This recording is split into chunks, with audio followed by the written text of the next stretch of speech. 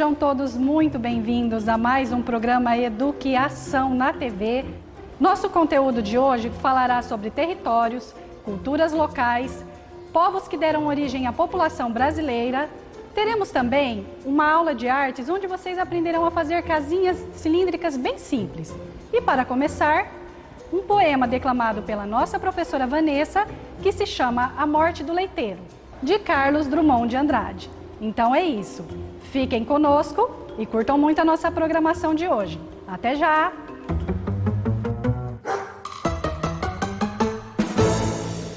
A Morte do Leiteiro, Carlos Drummond de Andrade.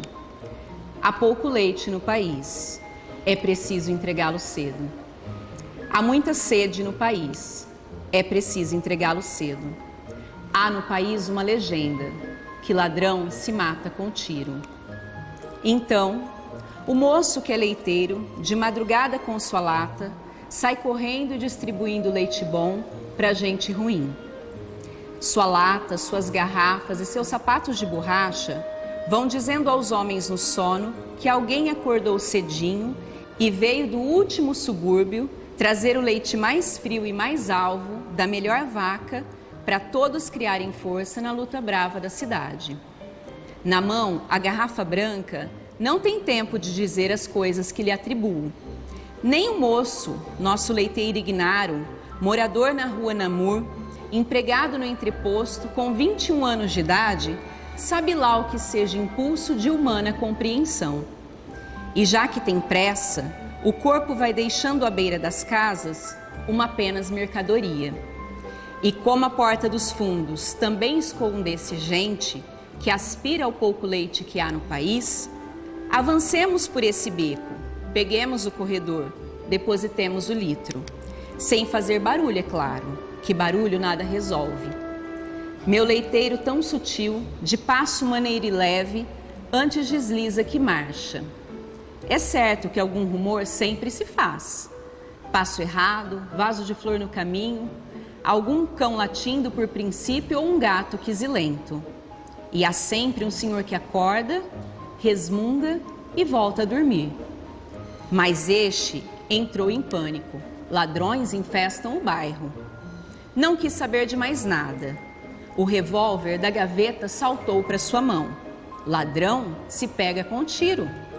Os tiros na madrugada liquidaram meu leiteiro. Se era noivo, se era virgem, se era alegre, se era bom, não sei. É tarde demais para saber. Mas o homem perdeu o sono e de todo foi para a rua. Meu Deus, matei um inocente. Bala que mata gatuno também serve para tirar a vida de nosso irmão. Quem quiser que chame médico. Polícia não bota a mão neste filho de meu pai. A noite geral prossegue. Amanhã custa chegar. Mas o leiteiro estatelado, ao relento, perdeu a pressa que tinha. Da garrafa estilhaçada no ladrilho já sereno, escorre uma coisa espessa, que é leite, é sangue, não sei. Por entre objetos confusos, mal redimidos da noite, duas cores se procuram, suavemente se tocam, amorosamente se enlaçam, formando um terceiro tom, a que chamamos aurora. Incrível esse poema do Drummond, não é mesmo? Eu não sei se passa um filme na cabeça de vocês, mas pelo menos comigo isso acontece todas as vezes que eu ouço ou que eu leio esse poema. O Drummond escreveu isso em 1945, mas a gente poderia dizer que foi na semana passada, não é mesmo? E aí vocês podem falar, nossa professora, semana passada, mas eu nunca ouvi falar de leiteiro, nem conheço quem é um leiteiro, que é um leiteiro. Mas será que o Drummond está falando só de leiteiro? Será que nós não podemos pensar em outras questões? É por isso que o Drummond é um dos nossos maiores poetas, porque em seus poemas, em suas crônicas, ele consegue trazer temas que são relacionados à nossa essência humana para serem discutidos agora, atualmente. Com esse poema, nós poderíamos passar aqui muitas horas conversando sobre tudo que ele nos proporciona, mas uma delas, que é a nossa impulsividade. Quantas vezes vocês já não ouviram alguém dizer que uma pessoa se acidentou porque outra atravessou um pare ou ultrapassou o sinal vermelho. Isso acontece muito. Não só a violência com as armas de fogo, mas esta outra violência que também é comum. E isso é causado por nossa impulsividade. Nós agimos muitas vezes pela emoção e não pela razão. E o Drummond vem nos propondo isso, uma reflexão, para a gente pensar um pouquinho. Nós adultos sempre temos isso, ficamos pensando, tentando agir mais com a razão do que com a emoção. E vocês que são crianças e estão crescendo, também podem fazer o mesmo. Por exemplo, nós estamos passando por um período de pandemia. Quantas pessoas não estão ficando doentes porque outras acham que não é necessário o isolamento? Ou que podem passear, ir ao shopping, não usam a máscara, enfim.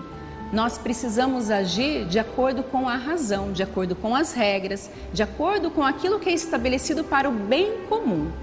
Esse poema, ele nos proporciona um pouquinho disso. Eu espero que vocês tenham gostado do poema e que leiam um pouco mais do Drummond. A obra dele é uma obra muito vasta e apesar de ele ter nos deixado em 1987, parece que ele está escrevendo ontem. Essa obra é uma obra muito real. Um abraço e até breve. Olá, pessoal! Tudo bem com vocês? Comigo está tudo ótimo. E com você, professor Luiz? Oi, pessoal. Comigo está tudo bem, espero que com vocês também. Professora Luciana, você lembra da nossa última aula? Claro, como eu poderia esquecer?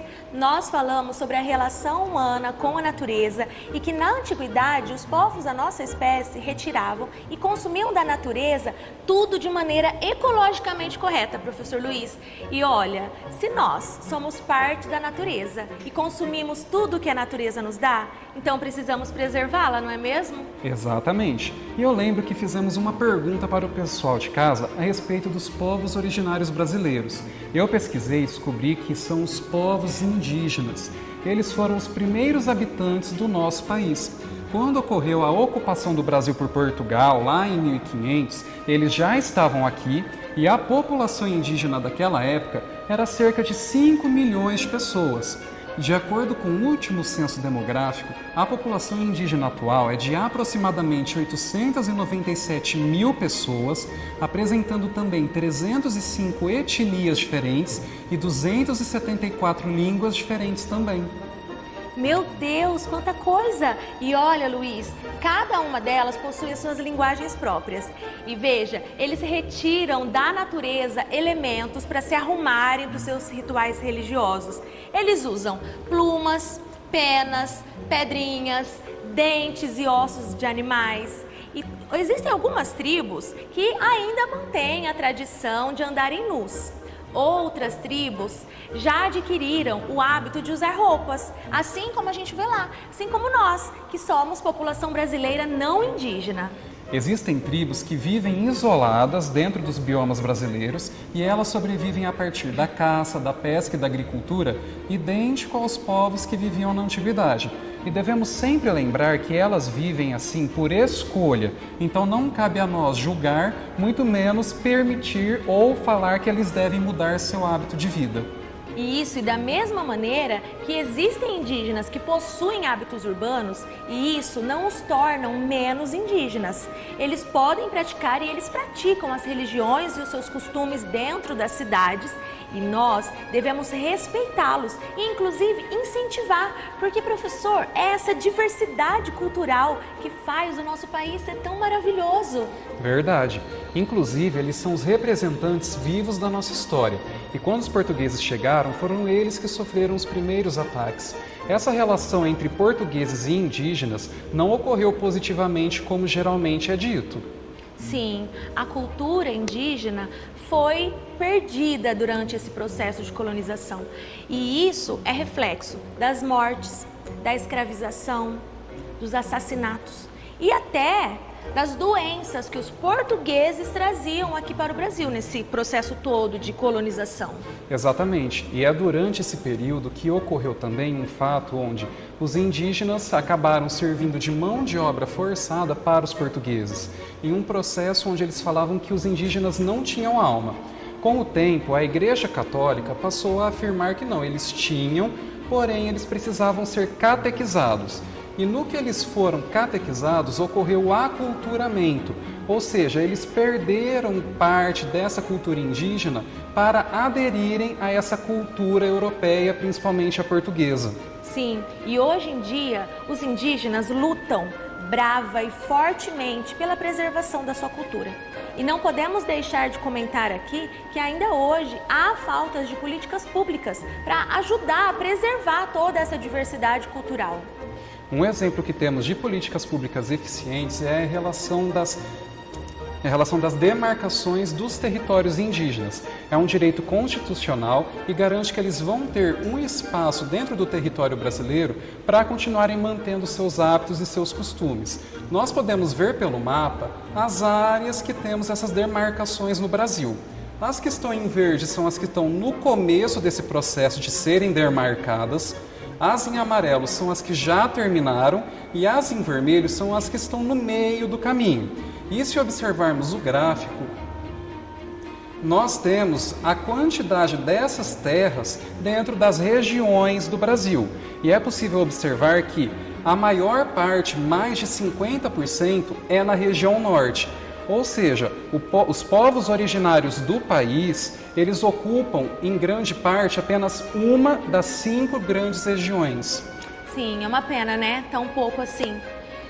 Mas uma notícia boa é que atualmente os jovens indígenas estão saindo das suas tribos e entrando nas universidades, nos cursos de medicina, de direito e em outros cursos também. E isso dá voz para a comunidade. E é a partir dessa voz que toda essa cultura e a ciência indígena consegue ser aplicada em diversos estudos de várias áreas do conhecimento, principalmente em uma chamada etnobiologia. Sim, a etnobiologia é um ramo da biologia que trabalha a relação da humanidade com as plantas, com os animais. E esses conhecimentos milenares ajudam no desenvolvimento de remédios, de terapias e também de outras coisas relacionadas à saúde. Perfeito. E outro aspecto cultural dos indígenas é em relação à arte. Eles utilizam das expressões artísticas dentro, igual você falou, dos seus rituais religiosos ou em seu dia a dia, utilizando a dança, a música, a pintura e outras manifestações. Lembrando que cada etnia, cada grupo indígena possui a sua própria cultura com o seu próprio significado. Não existe apenas uma cultura indígena. É verdade. Essas pinturas, eles retiram da natureza as tintas para fazerem. Por exemplo, o açafrão, usam o urucum e também o genipapo. E essas pinturas diferenciam os clãs e as famílias, também diferencia a função de cada membro da tribo e também tem significado religioso para cada tribo indígena. E a respeito dessa religião, nós temos o significado do aculturamento da cultura indígena, porque o que acabou acontecendo é, durante o processo de colonização, os indígenas eram proibidos de manifestarem as suas religiões, porque era dito que era uma outra visão de mundo e também uma outra religião, sofrendo inclusive punições caso a praticassem. Sim, talvez por isso que hoje em dia a gente não conhece tão a fundo a história indígena, não é? Pela maneira com que essa história foi construída e foi contada.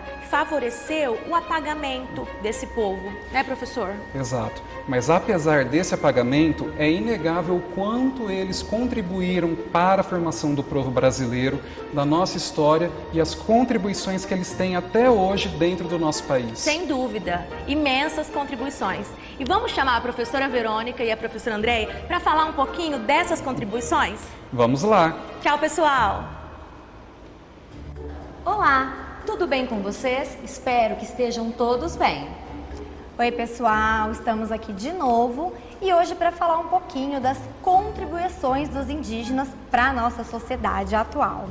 E são muitas. Eles contribuem com a nossa língua, eles contribuem com a nossa alimentação e também com muitos dos nossos hábitos do dia a dia. E começando a falar sobre a alimentação, os professores hoje já disseram, né, que os indígenas se alimentavam da pesca. Isso quer dizer que o fato da gente comer peixe hoje é uma herança cultural indígena. E tem muitos outros alimentos que eles também consomem, com certeza vocês aí de casa também. Como, por exemplo, a mandioca, o milho ou muitas frutas, como, por exemplo, o mamão, a jabuticaba, o coco. Professora Verônica, tem algumas carnes também que foram esses povos que introduziram na alimentação que existe hoje, né? Como, por exemplo, a carne da paca, do tatu e da cutia. E a gente também tem um assunto bem interessante que é relacionado à alimentação, que é sobre as tradições. Por exemplo, lá no grupo dos marubos, quando tem uma pessoa doente, o pajé faz um canto em cima de uma tigela, né, de uma cuia de mingau. E esse alimento, ele é tido como sagrado, né, abençoado e capaz de curar a pessoa doente. E olha só que legal, existem também alimentos que não podem ser consumidos em determinados momentos. Como, por exemplo, as mulheres grávidas não podiam comer nem carne de tatu, nem carne de tartaruga, porque eles acreditavam que a criança ficaria mais fraca. E até hoje a gente vê isso acontecer em muitos lugares, né? As pessoas não permitirem que as mulheres que acabaram de dar à luz comam determinados alimentos, né? Porque elas acreditam que a criança pode sofrer aí alguma consequência, pode fazer mal a essa criança. Olha, Andréia, que legal então. Você sabia, falando um pouquinho de linguagem agora, que o português falado aqui no Brasil não é o mesmo português falado em outros países que têm a mesma língua? Isso se dá à mistura das línguas dos povos indígenas com a nossa. A principal delas é o tupi. Professora Verônica, e esse tupi antigo aí foi a principal língua falada, né, pelos portugueses, indígenas, mestiços. E por conta dessa mistura que ocorreu lá atrás, a gente tem a língua portuguesa hoje, né? E nela palavras como caju, maracujá, mandioca, pereba e muitas outras que daria uma lista enorme que fazem hoje parte da nossa língua portuguesa. E nós temos também nomes de estados que fazem parte da língua tupi, como por exemplo Maranhão, Sergipe, Pará, Paraná, Tocantins. E além desses que têm origem tupi, a gente tem outros estados que têm origem também em línguas indígenas, né? Como, por exemplo, o Acre, que vem dos Apurinã, Roraima, dos Yanomami, o estado do Amapá, que vem dos Aruaque, e também Goiás, que vem dos Goiáses. Olha só como é rico toda essa diversidade, não é? Uma língua que se perdeu pelo caminho é o Nhengatu. Ela era muito falada na Amazônia. E você sabia, Andréia, que o Marquês de Pombal proibiu que essa língua fosse falada porque ele queria que os jesuítas parassem de apoiar esses povos indígenas para que eles conseguissem escravizá-los. E é aí, professora, que a gente vê como uma língua é importante, né? Ela é capaz de transmitir conhecimentos de geração para geração, contar a história de um povo, né? Mostrar uma cultura. E isso é provado quando alguém quer enfraquecer um povo tirando a sua língua, né? A gente pode até comparar isso com a extinção de algumas espécies de plantas ou animais, porque toda a comunidade, toda a população, né, a humanidade sofre prejuízos. Isso mesmo. Olha como é rico toda essa mistura. Mas vamos pensar um pouquinho. E no nosso dia a dia, tem hábitos que vocês fazem, que nós fazemos, que fazem parte da cultura indígena? Tem outros hábitos que são ainda mais comuns, né? Vamos pensar aí o pessoal de casa. Se aí na casa de vocês têm o costume de tomar algum chá de alguma erva, como erva doce, boldo, camomila. Se sim, esse é mais um hábito trazido aí por esses povos. Outro hábito, Andréia, é o de tomar banho todo dia. Quem toma banho em casa todo dia? Espero que todo mundo. Bom, eles que ensinaram os europeus esse hábito de banho diário. E outro hábito que eles também nos ensinaram é o de nadar, que nós hoje fazemos na piscina, nos rios, e que é a herança cultural deles. E que a gente adora, né? E tem um outro hábito muito legal, que eu tenho certeza que vocês de casa também adoram, deitar numa rede bem gostosa para descansar, né? Pois é, esse é um outro hábito introduzido pelos povos indígenas. Inclusive, eles utilizam a rede como a gente utiliza a cama, né? Para dormir diariamente. Olha só como o nosso Brasil é maravilhoso, como toda essa diversidade é rica. E a gente tem que pensar que mesmo tendo falado de tudo isso hoje, ainda existe muita luta, né, por parte desses povos, para eles conseguirem manter suas tradições e para eles terem direito, por exemplo, a terras. Olha só que interessante, Andréia, porque muitas pessoas são contra a demarcação de terras indígenas. Elas acreditam que a terra está atrapalhando, deixar a terra com o indígena está atrapalhando o desenvolvimento econômico do nosso país e que seria muito melhor que essas terras ficassem com a agropecuária. Mas quando a terra é demarcada, é visível a preservação que acontece. Por isso é tão importante a gente conhecer a história do nosso país, né? E falando em tudo isso, é importante também a gente lembrar que outros povos contribuíram ricamente para a nossa sociedade hoje e ainda sofrem preconceito e discriminação, como é o caso da população negra que veio trazida da África, vieram trazidos como escravos. E olha só, Andréia, eu tive uma ideia. Que tal se todos nós pesquisássemos sobre a cultura africana e sobre a influência dela na nossa vida? Muito bom, vamos fazer esse trabalho então, pessoal de casa, os professores, para a gente discutir esse tema num próximo encontro. Até a próxima. Tchau, tchau. Olá, crianças, tudo bem? Eu sou a professora Viviane e no quadro Fazendo Arte de hoje, nós falaremos um pouco sobre moradia e vida social dentro dela, tá? Aprenderemos um pouco sobre a história da sociedade e como ela influencia na moradia de hoje em dia. Para a aula de hoje, nós faremos uma casa cônico-cilíndrica que é típica do Quênia. As professoras que vieram na aula anterior, a Carol e a Inês, já falaram sobre a importância da cultura do mundo e da nossa cidade. Agora nós daremos continuidade e mostraremos a vocês o quanto a cultura dos povos influencia na nossa sociedade e na nossa moradia. Uma coisa que nós não podemos esquecer é do respeito. Nós devemos respeitar a cultura de todos, a moradia de todos, a cultura dos povos e da sociedade e não devemos julgar ninguém, tudo bem? Então vamos começar pensando sobre as casas. As casas que vocês moram mesmo, as casas dos vizinhos, como elas são? Vocês pensam que as casas do mundo todo são iguais? Todas as casas do Brasil são idênticas? Nós sabemos que não, não é mesmo? Eu vou mostrar a vocês agora um pouquinho dos tipos de casas e quais são os materiais que nós usamos para construir cada uma. Nós devemos nos lembrar que, como sociedade, os nossos costumes influenciam também na nossa moradia e na construção das nossas casas. Aqui nós temos uma casa de alvenaria. Essa casa de alvenaria é a mais comum aqui no nosso território, no nosso Brasil, para os nossos costumes. Ela geralmente é feita de telhas e tijolos, coberta de alguma argamassa. Os edifícios, que também nós conhecemos muito bem, por que eles foram construídos? Nós gostaríamos de falar um pouco sobre eles, porque é a maior concentração de pessoas dentro de uma mesma construção.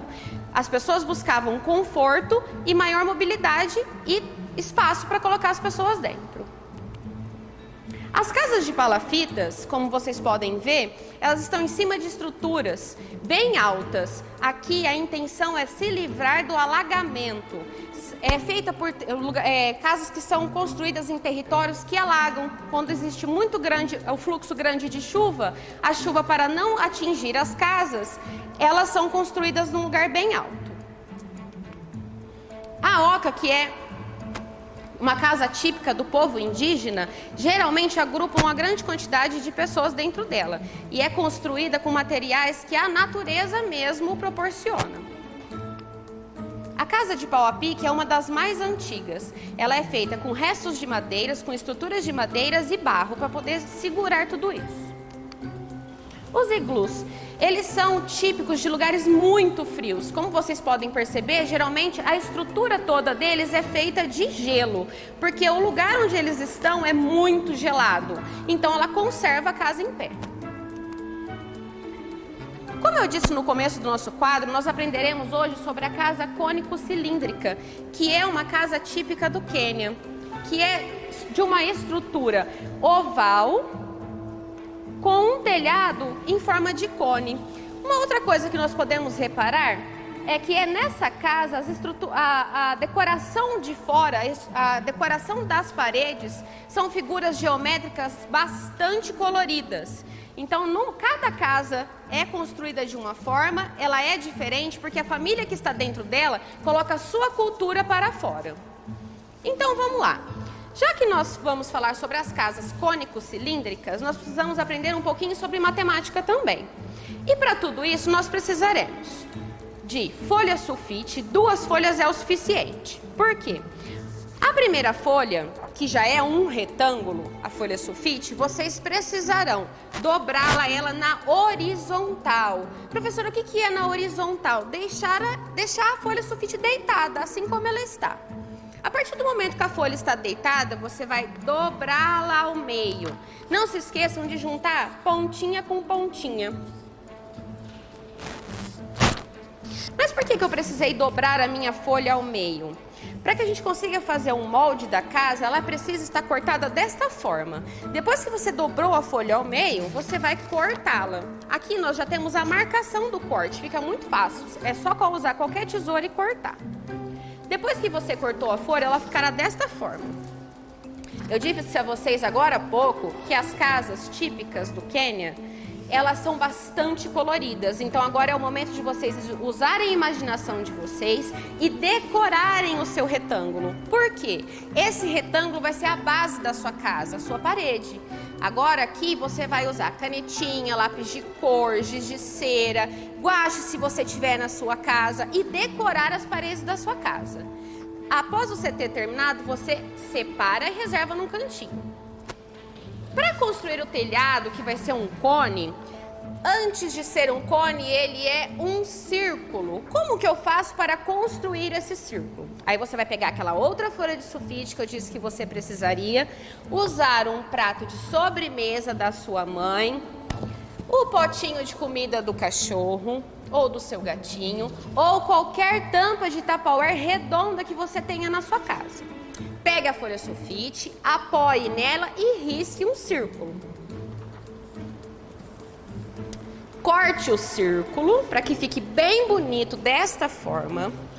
Olhe para ele, vire o círculo e corte da borda para o centro. É um corte não muito grande. Você vem da bordinha do círculo até mais ou menos chegar aqui no meio. Ele vai ficar assim, ó. Terminou de cortar, a gente também vai separar ele. Como a professora não tem tanto tempo assim, eu trouxe a minha estrutura da casa pronta. Então eu já colori na minha casa. Aqui eu utilizei tintas para colorir, não precisa ter pincel. Eu usei cotonete, molhei o cotonete na tinta e pintei com o cotonete mesmo. Lápis de cor, giz de cera, canetinha, qualquer coisa que vocês tenham em casa. O importante é usar a imaginação e deixar a sua parede bastante colorida, tá bom? A parede está colorida? Vire a parte do colorido para lá, não para você. Pegue uma ponta, a outra ponta e faça o movimento de envolver um no outro. Agora, neste momento, vocês precisam grudar uma parte na outra.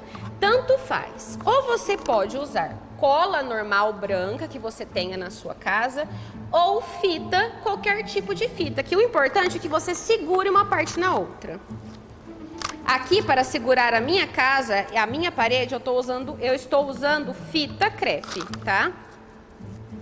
É bem simples e bem fácil. Eu só coloquei a fita na parte de cima e na parte de baixo. Percebe que nós já temos a nossa estrutura cilíndrica da casa? Agora você vai pegar aquele círculo que eu pedi para você recortar. A parte cortada vai ficar para baixo. Você vai segurar esta ponta e girar uma para o lado da outra. Nesse momento em que eu girei, eu seguro com o meu dedo. Nós precisamos nos lembrar que pode ser cola ou fita, tanto faz. Se você não tem fita na sua casa, pega a sua cola branca da escola mesmo e cola, tá? Uma fita vai aqui e a outra fita aqui. Agora nós já temos a base do nosso telhado. Mas eu disse a vocês o quê?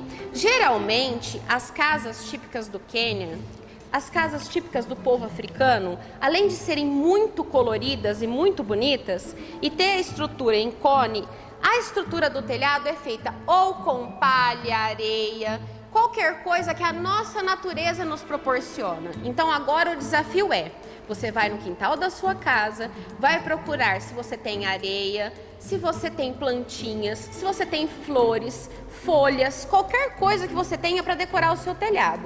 Você vai passar cola no seu telhado e pregar tudo que você encontrar aqui em cima dele. Na minha casa eu fiz o meu telhado.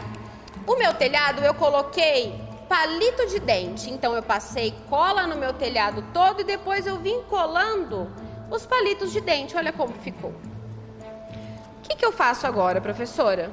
Eu pego a estrutura que eu tenho da minha parede, a estrutura do meu telhado e coloco o meu telhado em cima da minha parede. Pronto, nós já temos aqui uma representação muito bonita de uma casa do povo africano. Nós não podemos nos esquecer do respeito à diversidade das pessoas. As pessoas têm culturas diferentes, comportamentos diferentes, usam roupas diferentes, escutam músicas diferentes. O mais importante é que a gente respeite o próximo. Nós vimos hoje sobre a cultura dos povos africanos, não só aqui na minha aula com a casa típica do Quênia, mas nas aulas anteriores também. Além da cultura do povo africano, nós devemos respeitar todos os tipos de cultura, pois o respeito significa amor e compreensão ao próximo. Eu espero que vocês tenham gostado. Até a próxima!